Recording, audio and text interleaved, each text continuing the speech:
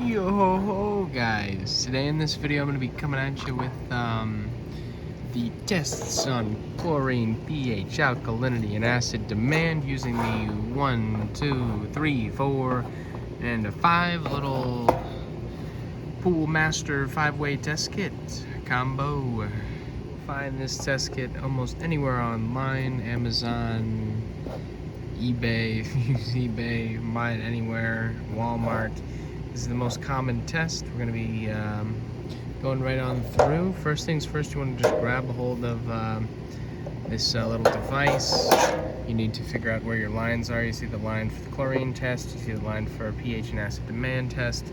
You see the readings on there, which we want to be within. First things first, get yourself a pool, obviously, but I'll show you how this is done. And the way you want to go about this, you want to do the test in a place that isn't really affected. Like, say I have my Chlorine unit over there. If I dip this in there, I could get an inaccurate reading, say for the chlorine. But yeah, you want to remove both the caps, and you want to stick it on in there as far as you can. Get all that water on in there, right on up to the top, and then just give it a little dribble, dribble, dribble. A little bit of dribble, dribble action. Right on down to the lines. Oh.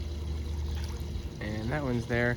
You want to make sure to not make contact, like with your hand, like I stuck my finger in there or something. Could alter your test. You just want your pool water in a environment that's just your pool water. I'm going to dump these out to the correct levels and put some caps on them, and I'll be right back. And the first test I'm going to be coming at you is going to be the easiest. We have our water up to the line. All you need to do is grab your solution. Number 1 for a chlorine and bromine test. Open up the solution.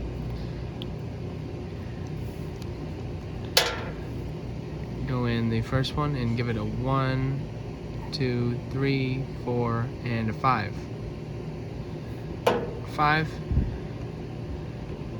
Once you got 5, going right on in there. Put the cap on. A little shaky, shaky. And you get your readings on the side. I actually might be running a little bit too strong on the chlorine at the moment, which can be a bad thing. It's bad if you have more chlorine rather than less chlorine. More chlorine could lead to burning eyes and burning skin. Not good. You want it to be between the 3 and the 2 to be ideal. And say you have low chlorine. If you have low chlorine, it can lead to algae growth and just viral infections. So you want to be right in the middle of these two. But it is a simple fix when you're trying to reach the ideal chlorine level. You just need to add more chlorine, basically, if you're low on chlorine, and you just need to reduce chlorine or just not put any in, because the sun destroys chlorine. So it will lower if you don't put any in. It's not going to stay the same. But right on over to the acid demand test. Not really acid demand test. We're going to do the pH test. We're doing the acid demand test a little bit later. pH test is going to be a little bit more advanced, but not too advanced. I know you can handle it. You need to put solution number 4, the chlorine neutralizer, in, because if you have chlorine in the solution that hasn't been neutralized, you're not going to get a correct reading. But all you need is 1. You can put 2 in if you're a little extra. Make sure it's extra neutralized. You don't have to put 2 in. But, you know, why not? Take a little risk today. Okay, grab the solution number 2 for the pH test. It's going to be red. You're not going to be able to miss it. And pop the cap on off. Hop on in. You got a 1, 2, 3, 4, and a 5.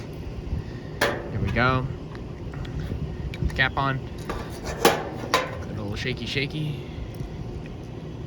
And you will be able to get your reading by the way it changes. I actually might be low on acid demand, but yeah, as you can see, it says add acid or add pH up, and your ideal is going to be 7.6. It looks pretty ideal to me. If you want to, might look a little low. But I'll have to deal with that. But if you don't know how to deal with that, I can show you exactly how to deal with that. The simplest way to deal with pH, in my opinion, is going to be just the Clorox pH down or pH up. There's exactly the same bag as this that just says pH up right here. And you know, I really don't do any measurements. I really don't do much about it. We'll just add little by little, like throughout the day. Like say I just got that reading and it's about 7.2 and I want to be up at 7.6, but I have pH down. I've never had the problem. I'm usually more on the acidic level. I'm gonna have to go out to the store. I'm gonna buy some pH up, and I just sprinkle a little by little in there. I guarantee you could probably find the exact amount. They have the acid demand test. Ooh, throw it on the ground. You can do the actual measurement for like your scoops or whatever of pH up or acid. But I really recommend this stuff. Buy Clorox pH up, pH down. And I just sprinkle it in. You can do it how you like it, but that's the way I do it. I don't put too much thought into it. If I'm gonna buy a bag of pH up, I see my pH is down just by a little bit, I'm just gonna put a little bit in and take a reading later in the day. Should be better, you know? That works. I just don't go crazy with it, just little by little, you know? And the next test we're gonna cover is gonna be the acid demand test. It's gonna take number 3 and the previously pH water that we have. And what you just want to do is you just take the acid demand and you put the drops into the pH that we've already tested. Has a little chart on here. Me personally, I have never done this test. Haven't done it one time. I don't know if it's necessary. It might be. I keep my pool water clean without it. But the way you want to go about this is you just want to go drop by drop until you get a clear change. Do 1 drop. Got some on the table. Shake it up a little bit. Another drop. Shake it up a little bit. Another drop. It's 3. Hasn't changed completely, but you could say it's starting to turn a little yellow. 4, 5, 6. You might as well go for it. Shake it on up. 7. After 7, I'm going to put the lid on. As you can see, completely changed over on the 7th drop. And it has all the conversions and stuff on there.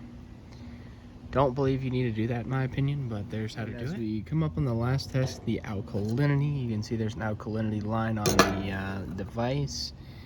Dip this device in the water, got this much water in it. You want to pop the cap on the top.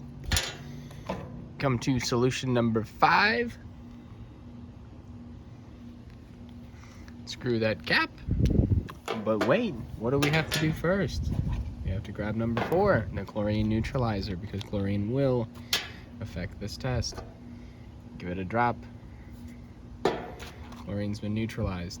You can put number 4 back away. Give it 5 drops. 1, 2, 3, 4, 5. Oh, might have been 6. It happens. And I dropped the cap, but that happens as well. For this test, we're going to be using number 3 as we did in the acid demand test. And we're going to be looking for a clear change. You want your pool to be between 8 and 12 drops when you want it to change. You can do 1, 2, 3, 4. And then cap back on, shake it on around a little bit. You see it's still purple. That's great. And do 4, 5, actually 5, 6 that is. 5, 6. And shake it on around again. We're getting a little bit of change.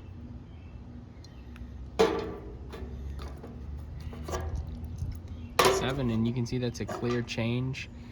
And that actually isn't good, but we noted that in the test before. I have low alkalinity and I have a little bit too low of pH, so they go hand in hand. When I raise the pH with the pH up that I have yet to go and buy, it will increase the alkalinity. You want to be between 8 and 12, and I was at 7, so that's it's like times 10. It's like something, I don't know the exact conversion on that, but you want to be between 8 and 12 drops. But yeah, that's how it goes. I primarily use chlorine and the pH when doing this. Yeah, thank you guys for watching. Hope you enjoyed. Hope you learned about maintaining your pool. If you have any questions, put them in the comment section below. I'll try my best to help you out. Thank you.